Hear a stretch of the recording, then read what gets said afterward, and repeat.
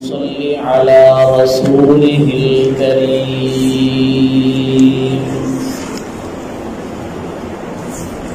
أما بعد فأعوذ بالله من الشيطان الرجيم. بسم الله الرحمن الرحيم.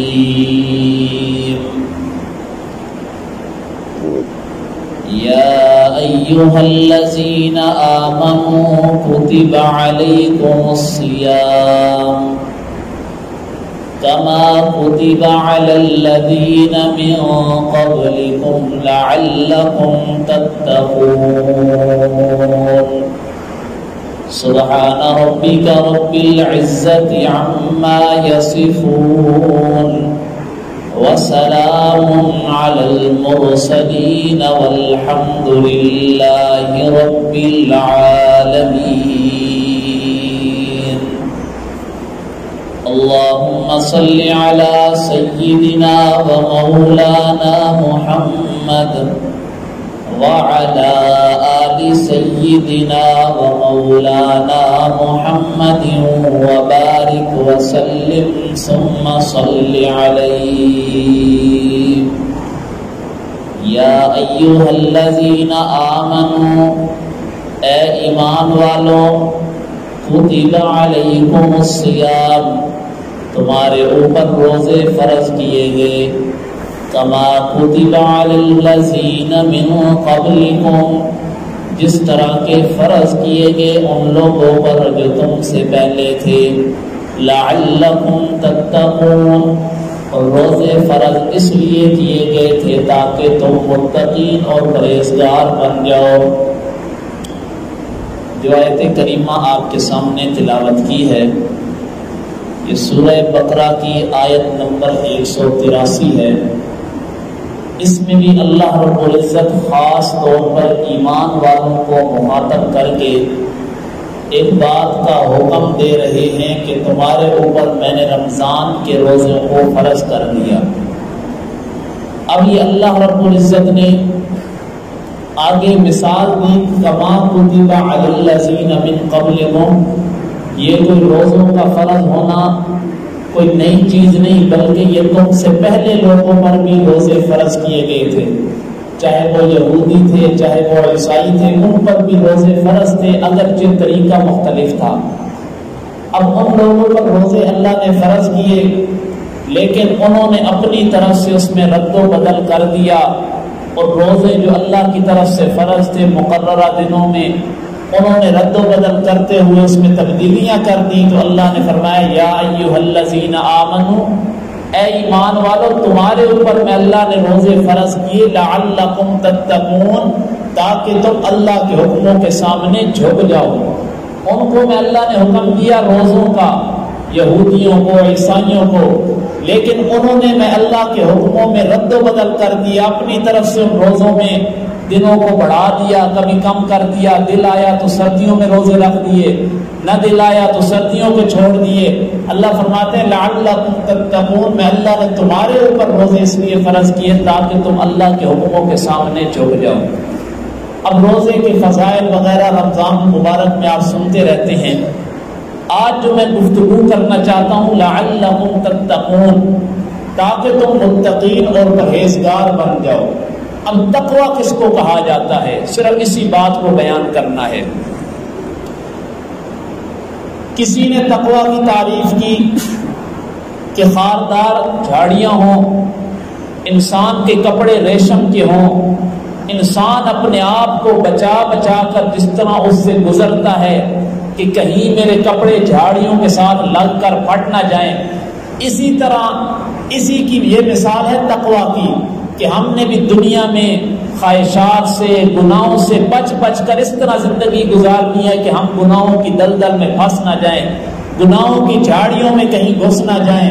اس طرح بچ بچ کر زندگی گزارنے کا نام تقوی ہے. کسی نے یہ تعریف کی.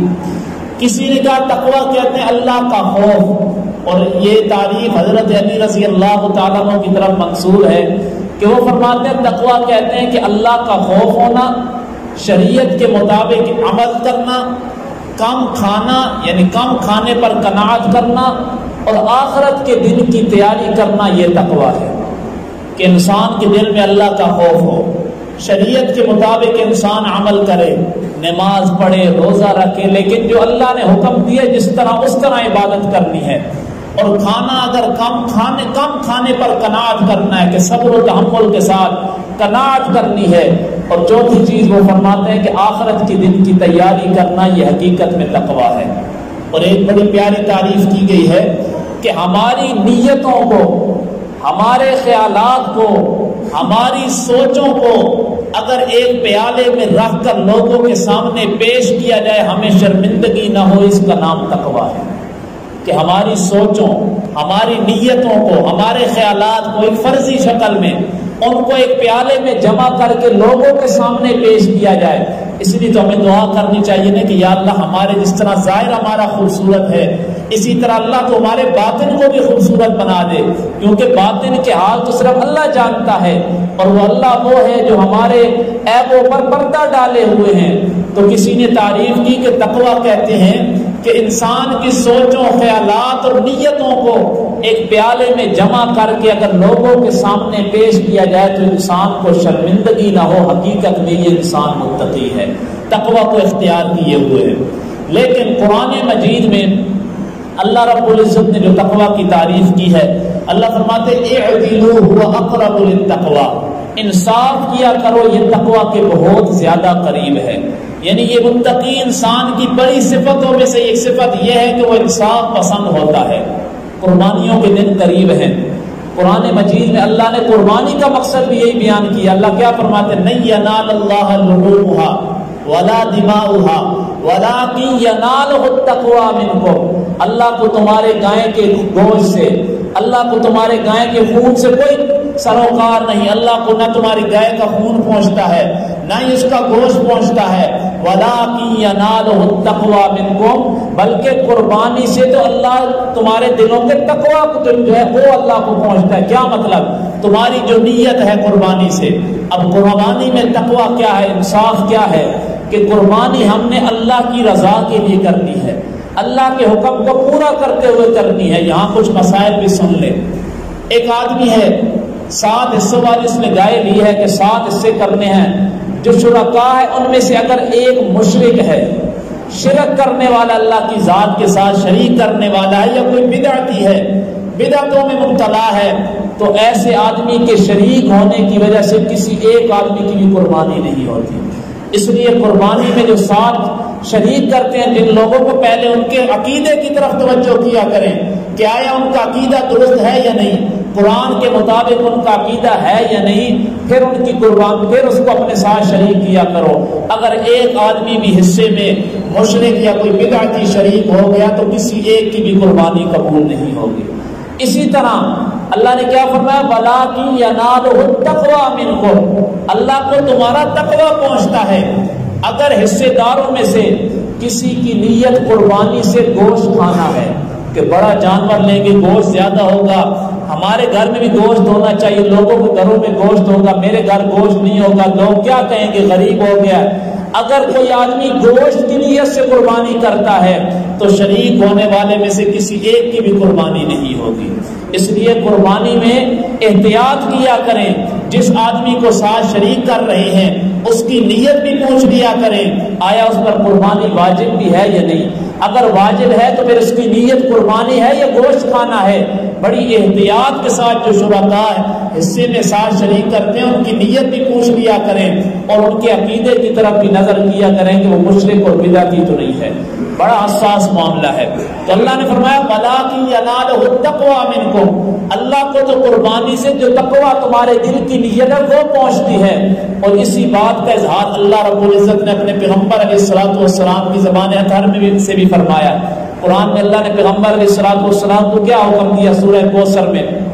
فَصَلِّ لِرَبِّكَ وَانْحَرْ، کہ نماز پڑھنی ہے رب کے لیے، وانحر، اور قربانی بھی کرنی ہے اپنے رب کے لیے۔